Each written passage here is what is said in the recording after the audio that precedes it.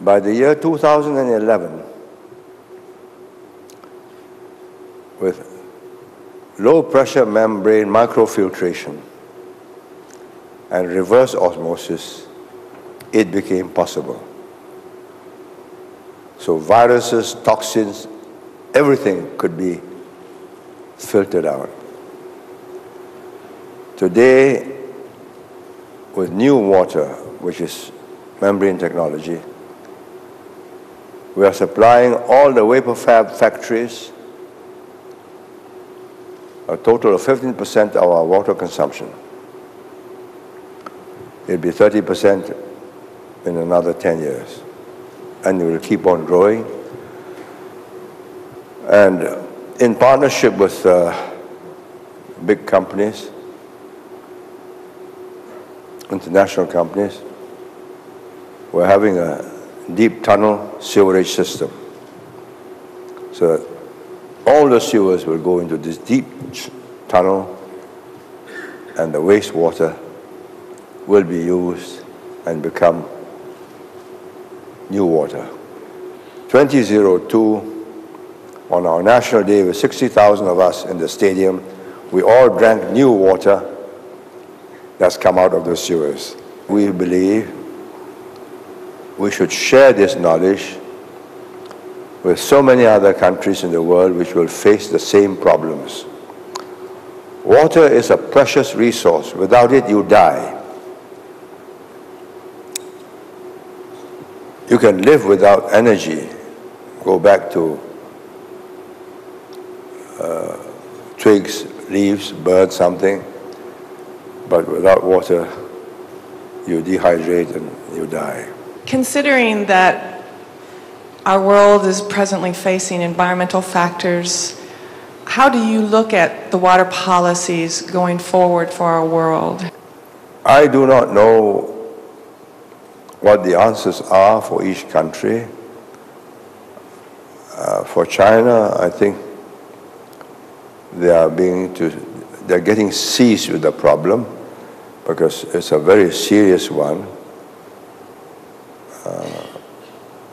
They're thinking of cutting canals and bringing the waters from the Yangtze up north.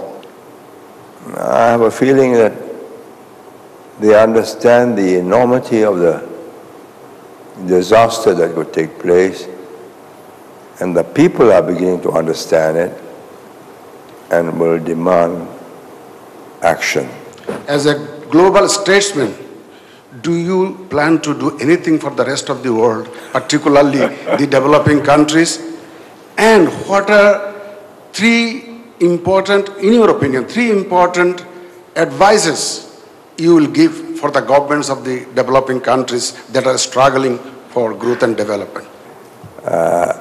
What can I do for the rest of the world? Very little, because Singapore is such a small place. If we were America, even America, I would not, even if I were the President of the United States, I wouldn't be trying to change the world.